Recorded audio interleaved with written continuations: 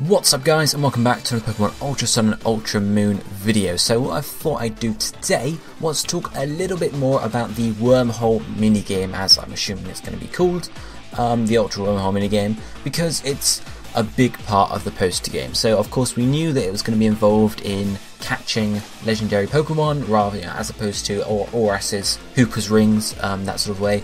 It was literally, we could fly through the Ultra Wormhole and find some legendaries, either, via catching them or whatever. So there are actually a few more parts to it as well, and as mentioned, it's a big part of the poster game, possibly just because how much a slog it is, but it can be a fun slog, so that's what we're going to talk about today. So I'm going to talk about first the minigame itself, how it works, and then link that into legendaries, and of course shinies, because as we covered the other day, there is a shiny hunting method linked with the Wormhole minigame. And now obviously move on just to talk about the minigame itself and what I think is good about it and what I think is bad. So first up, obviously you fly through your Ultra Wormhole on Lunala or Solgaleo. You can use the motion controls, or you can use the C pad, or the circle pad rather, C pad, I'm living in the GameCube days. You can change, it starts off as motion control because everyone has a motion control sensor in their 3DS, whereas the original 3DS does not have a circle pad. So it's a case of, if you want to change it later, you got to go and change it, but it's motion control to begin with. But it's not a huge thing. In terms of which is better, I think circle pad is, but motion control is still reasonably good. So you use this to move around this wormhole as Lunala or Solgaleo flies or runs forward just by itself, and you have to collect energy as you go, and these are just like gold rings, as we can see, I'll see in the trailer featuring the minigame. There are also electric balls of some kind that are also floating around, and there are sections where they are more common than the energy, for example, and hitting these electric balls slows you down and obviously stops you, and eventually, as we're also mentioning, wormholes open as you go down there, and you can go in them, you can fly towards them and you'll enter them, or you can fly past them, and eventually as you slow down, because as you go through the wormhole, energy is very plentiful in the first 10-20 seconds, but once you get past that, there's less energy, and then you get to some sections where there's basically like an electric field, where there is quite a lot of electric balls around, so you'd be very hard pressed to miss all of them, in which case you're going to slow down, and eventually will slow down. Lunala, Solgaleo will just run slowly, and then you get sucked towards the nearest wormhole, like sort of when you go past it, so it's sort of like got a bit of a pull on you if you're not travelling fast enough. And eventually you will get sucked into a wormhole and you can't do anything about it. So it's not like you can die and just lose, but of course the wormhole you get sucked into is not necessarily the one you want to go into, so you have to make sure you get in the right one, I suppose, and don't slow down too much. So what wormholes have we got? Well, from what I've experienced myself playing, there are 4 types of wormhole: red, green, blue and cream. So red, green and blue portals, or wormholes, they take you to a place called the Ultra Wilds. Now what this is it's actually 3 different places. There's like a watery one, there's a cavey one, and there's sort of one up in the sky, just on top of a mountain. And these are little sections where mainly you'll find wild Pokemon in there. So you go through and there'll be like a rustling dirt at the end of the pathway. Similarly, there'll be like a shadow in the sky, or some water, and then you can go down there and you can find some wild Pokemon. These could be something like a Floatzel, Drapion, Pokemon that are basically aren't in the Alola Dex, just to give you some more, I suppose. But sometimes legendaries will also be found in Ultra Wilds, and we'll talk more about that in a minute. The last type of wormhole, the cream wormhole, is where you go to find Ultra Beasts. So when you go through here, at least in Pokemon Ultra Moon, you can get to Ultra Deep Sea, Ultra Desert, Ultra Crater or Ultra Ruin. Now of course, with the Ultra Beasts, you can't catch Stack Attacker or UB Burst. Again, I don't know his name, I've forgotten it. You can't catch those in the Wormhole minigame. You can only catch 2 of them in the poster game in the wild, like we did in Sun and Moon itself. So unfortunately you can't find those, but the other Ultra Beasts are accessible through the Wormhole. However, yet again, there are version exclusive ones going on here. So for example, in Ultra Moon, you can only get yourself Nihilego, Pheromosa, Xurkitree, Celesteela, and Guzzlord. So it's the Buzzwole for Pheromosa and Celestina Kartana sort of doubles that you would again have to trade between versions to get. but those link up to different places. So Ultra Deep Sea is Nihilego's area, Ultra Desert is Pheromosa's, Ultra Crater is Celesteela's, and Ultra Ruin is Guzzlord's. Now I wouldn't know what the other two are called for, Buzzwold, and Kartana, but I imagine something like Ultra Volcano, Ultra Mountain, who knows, or something for Kartana, Ultra Forest, for example. We'll find out obviously when Pokemon Ultra Sun gets leaked or releases, of course, but it'll be something along those lines. So these areas are in the cream wormholes, and I think what I found is that the further, so obviously it's just the main purpose of the game is to get as far as possible, so the further you go into the wormhole, the higher chance you have of getting, a rarer Ultra Beast, basically. So towards the start you'll mostly be getting Ultra Desert to catch a Pheromosa, or Ultra Crater, or Ultra, I've completely forgotten the one for Xurkitree actually, the Ultra something for Xurkitree, I don't know its name, Xurkitree space, or possibly Nihilego's place, Ultra Deep Sea. But as you go further, you might be able to find, Ultra Crater or Ultra Ruin, which is Guzzlord's. Now I'm not going to go too much into the different types of areas each of them have, but it's just a small area, some of them larger than others, that just offer some cinematics and such around the Ultra Beast, and then also you can go and catch it. One thing to note is that these areas are repeatable, so you can find 10 different Ultra Deep Seas and catch yourself 10 different Nihilegos, so there is no limit on, only one Nihilego per version. You can get as many as you want. Of course, Stack Attack and UV Burst are not under those bounds. They still have to have 2 per version, unfortunately, but that's what you get, so it's pretty cool though, it's pretty good. So those are the types of wormholes. Red, green, blue are basically just wild Pokemon, and cream are the Ultra Beasts. As mentioned, of course, there are the Legendaries, and we're going to get onto that too, and those do appear in Ultra Wilds. The other thing to talk about when it comes to wormholes are the rings. So standard wormholes are just wormholes, but as you go a bit further into the Ultra Wormhole, you will find that you'll see ones with rings on them. So you might have 1 ring around it or 2 rings around it, and these seem to indicate rarity. So obviously, if it's got 1 ring, it's a bit rarer than a standard wormhole. If it's got 2, it's even more rare. Of course, when it comes to wild Pokemon, this just means, oh, you found the Lombre in a standard one, oh, you found a Drapion in a 2-ring one, for example. These also do link into Legendaries as well though, so as I mentioned, they can be found in the Ultra Wilds, and there are a few different ways to sort of find a Legendary area. So either you can go through like a 2-ring wormhole, which sometimes brings you to one, for example, with Entei or Raikou, for example, or there are other types of wormhole. So you've got your 1 ring, you've got your 2-ring, and then sometimes you can find a 2-ring that has spinning rings around it. And this usually indicates the presence of an upper legend, so for example Zekrom. And these spinning rings are really easy to see, so once you get one, you probably want to fly towards it anyway. But they basically indicate Lugia or Zekrom or Dialga Palkia, for example. So you'll generally want to check those out. But as I mentioned, you can also find Legendaries in the 2 rings at least, maybe the 1 ring as well. Again, it probably depends on how far you've gone down into your Ultra Wormhole ride to find the lower legends like the Cobalion, Terrakion, Virizion, for example. And you'll just have to fly into the wormholes to find out whether you get one. If you do, it's the same areas as a normal wild Pokemon, except in the back, Cobalion will be stood on like a pillar or at the top of a cave, and it will jump down to then battle you as you get closer. So there's no cinematic with it really, you just see its shadow. Now, in terms of finding the Legendaries, it's a bit different to Oras, because in Oras, a lot of them were, you have to, for example, Raikou, Entei, Suicune were found either, with Lugia and Ho-Oh on your team, and you could only get Raikou from like the first 20 minutes of the hour, Entei the second 20 minutes, and then obviously Suicune the third. So there's some restriction on that, but from what I found, there is no restriction on the these in here in terms of finding the Ultra Wormholes. There might turn out to be something like that in the end, because of course you need a lot of data to figure that out, or indeed have data mined the game. But it doesn't seem like that's the case. Obviously there is a few different things to think about though, because you have to have, for example, Dialga and Palkia to get yourself a Giratina.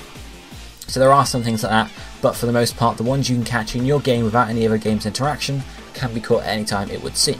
So you just got to fly down your wormhole, enter a glowing one, or just choose a 2-ring one and hope for the best, really, and just keep on doing that. As I mentioned, it is a bit of a slog. I've been doing it for about a day now, obviously not full time, and I haven't found them all yet. I still have myself a Palkia, for example, so it does take a bit of a while. but it's fun. It is funner. It's just different to ORS, where you could generally get them all in the afternoon, for example. There's the other thing to talk about though, and that is shinies. So before we do this, I'll preface it with how is the game sort of rated. So once you enter a wormhole, you'll come out and then you'll get a little message. It says you've entered a wormhole that is so many thousand light years away from where you started. So I don't know why it's light years, don't ask me. So generally this is in the few thousands, so generally 5,000 is the maximum I would have thought anyone would have gotten to at this point. I've gotten to 4,000, I have gotten to 5,000 at one point, so you know, if you pushed it you could probably get to 10,000, but generally that's the maximum you're talking about ever getting. Most of your rides are going to end on the 2,000, 3,000 mark due to the fact that energy is lessening, so there's less to pick up and you will inevitably hit an electric ball or two to slow you down. But in terms of shinies, it would seem that the further distance you go into the Ultra Wormhole, the higher the chance you have of the wild Pokemon in the wormhole being a shiny Pokemon. So in terms of reports online, people have said like 4,000 or 3,000 to 4,000 people have found shinies. Now of course we don't know what the chances are at this, whether it's like a 50% chance or like a 1 in 20, or whether there's even higher than that or even lower than that. We don't know, but it just seems like there's a higher chance to get yourself a shiny once you hit the 3,000, 4,000 mark. For example, I found myself a shiny shiny Barnacle, that was about 3,000, 4,000 distance. I've also found myself a shiny Drapion. Now this was about 2,700 light years, which is pretty low in terms of finding a shiny. But the other thing to note here was that this was a spinning ring wormhole. So very similar to, as I mentioned, the upper legends being found in some spinning rings, Drapion here was found in some spinning rings. Now I don't know whether that's like there's a really high chance of a shiny here coming to this wormhole, or it's a case of like it's a really rare Pokemon. I've seen Drapions without the spinning rings though, so you'd imagine it's like indicating very high chance for a shiny if you come here. Another thing to mention though is that shortly after that I found myself another spinning ring wormhole about 2,900, 3,000 light years. I entered that and I found myself a Floatzel, but Floatzel was not shiny. So it's not a case of you find spinning rings, you go in, the wild Pokemon's a shiny. It's a case of you go in and there's a higher chance, possibly 1 in 100, possibly 1 in 50. We don't know the math currently. Another thing to mention though is that shortly after that I found another spinning ring one, which was for Barnacle again, or Barbaracle, that's the one, not Barnacle, that's a real thing. So Barbaracle, went in, it's spinning rings, and I thought, right, okay, I'm going to save here, I'm going to find if it's shiny or not, and I'm going to soft reset it. It wasn't shiny, I soft reset about 20 times, no shiny at all. So my guess would be, when you enter the wormhole it says, okay, 1 in 50, I'm going to roll the dice now, and then you're going to see. So it's not like a case of you can go in the wormhole and you've got a 1 in 50 chance and you can just soft reset until you get yourself a shiny. It seems to be a case of it's chosen when you enter the wormhole and there's no way to figure that out. Other things do change when you soft reset, so the gender of the Barbaracle was changing, so it does seem you can reset for like EVs, but it would seem that shininess is a factor that's decided, although again, without a lot of data and us like someone sitting there and soft resetting like hundreds of times to get a really good sort of result, we wouldn't know. So that's basically how it works. You've got to go in, you fly down, you find some 2 rings and some spinning rings, and you go and you find a legendary, or you find a shiny, or you hope for a shiny, I suppose. And it would seem, I guess, once you've caught all your legendaries, any spinning rings will be like a shiny Pokemon here sign. So obviously, as I mentioned, it takes a while, because if we then move on to talk about the game itself, it's as I described, it's 50% fun, 50% unfun. So as I mentioned, there is no motion controls to do that, but you can switch to the circle pad, and that is slightly better. However, it's just the fact that you've got, I guess, a small screen, and it's how it's done, it's a bit weird. So sometimes you can have as many as 3 portals opening, and you have to sort of fly between the 3 of them, and this obscures your view of the road ahead immensely, because obviously you've got the portals, and then around the portals is like a black ring as well of cloud. So when you're flying through 3 rings, you cannot see anything past them. So if there's an electric field right past it, you're not really going to be able to miss any of them that easily. Similarly, if you fly up to the top of the screen, with Lunala at least, that definitely obscures your view of the rest of the route, because the Lunala is sort of splaying out over where it would be, which is another issue. And then another point, it's not really an issue here because you do learn it, is that because obviously the wormhole's not a straight line, it does curve to the left and curve to the right and curve down at least. So when you do get to the curve, section. It takes a bit of time to learn it, I suppose I should say, because initially you're like, oh my god, we're going to the right, I didn't know we were going, you know. Eventually you've got to learn just to look forward and figure out visually where the bounds of the Ultra Wormhole are, because there are no set bounds. It's not like there's a black line going around for you. It's a very sort of subtle area that's like in Wormhole, out Wormhole, but it's not very defined, so you sort of have to figure out yourself from where stuff is positioned. But even with this, obviously when you're flying around corners, it is a bit sort of tricky to determine, okay, where's this electric ball in sort of, 10 feet down there? Where is this in relation to me currently in sort of the wormhole as a whole? If you're on the right hand side and you see an electric ball, is that on the right hand side also, or is that in the centre because we're turning? Yeah, that sort of thing. It gets tricky to sort of figure out, but I guess it's a skill you gotta learn. But the one thing that is sort of pretty annoying is the fact that to choose a wormhole to enter, you fly towards it. That's pretty standard, but that makes sense, I suppose, yes? Sort of, yes. However, the entering mechanics for that are just annoying, basically. It's easy to enter by accident, and also it's easy to miss them as well. So if you notice the wormhole too late, or you have to go across the whole Ultra Wormhole to reach it, or maybe there's some electric balls in the way and you have to go around them, you can miss the wormhole pretty easily by not being in front of it in enough time, which makes sense, I suppose. But similarly, it's very easy to enter the wrong wormhole, or one you don't want to enter, because of course when it comes to shiny hunting you want to be going as far as possible for as long as possible, so you don't want to enter any wormholes at all, unless you maybe see a spinning ring one.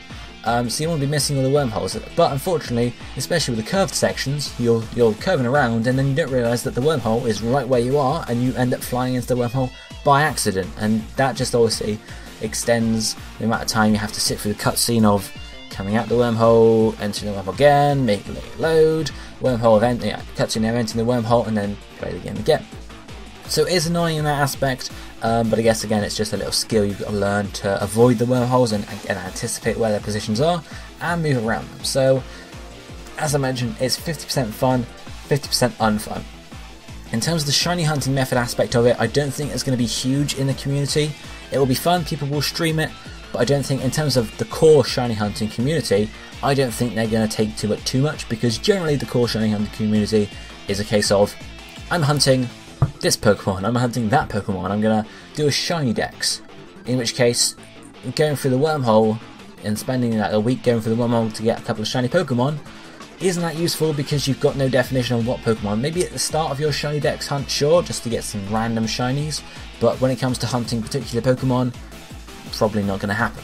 In terms of what Pokemon are actually available in the wormholes, it's not a huge selection, I don't think. There are a fair few, probably about 20 or 30 different Pokemon, but it's not a huge selection, unfortunately. It's not like you can get any Pokemon at all in there, which again is probably going to be a downside to it, because, okay, you got 10 of these shinies. If you, to then get the other 20 you don't have, you're going to need to go for the wormhole and hope you don't get an existing shiny to waste your time. So there are some points to it. I don't think it's going to be huge. I think SOS chaining will be the main thing. This will be a side thing for actual fun, and maybe streaming if people decide to take it up. But that's really the most I can say about this minigame. Hopefully that helps you guys in terms of when you come to play it in-game and gives you a bit of a starting thing. Let me know down below in the comment section what you think about this minigame. Are you hyped to sort of play it? Are you excited that it's how the Legendaries have gotten, rather than just like flying around Hoenn and finding an Ultra Ring and Hooper Ring and going inside it? Are you happy that it's sort of part of a game? Or would you rather it not take as long as it's taking me to get all the Legendaries by basically chance? Let me know down below in the comment section what you think, and if you enjoyed the video, give it a like, why not? I'll be seeing you next time. Thank you for watching. Goodbye, my friends.